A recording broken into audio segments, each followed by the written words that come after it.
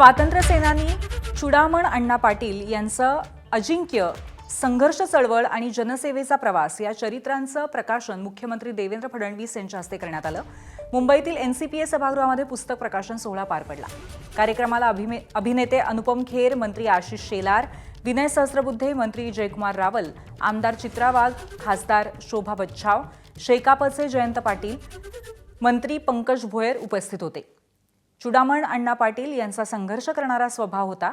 घरी गरिबी आल्यानंतर त्यांनी मिलमध्ये काम केलं। ज्यांच्यात नेतृत्व असतं ते कधीच शांत बसत नाहीत असं मुख्यमंत्री म्हणाले। निवडणुकीला ज्यावेळी ते उभे राहिले होते त्यावेळी 3 वेळा ते निवडून आले होते। अजिंक्य योद्धा म्हणून ते निवडून आले असंही मुख्यमंत्री यावेळी म्हणाले।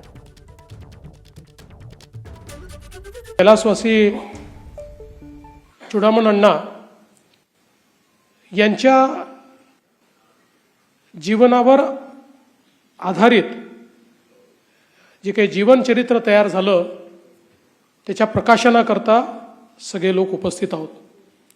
अर्थात पुरुषोत्तमजी ज्यांनी या ठिकाणी हे तयार केलं, अण्णासाहेबांसोबत त्यांनाही मी विनम्र आदरांजली अर्पित करतो।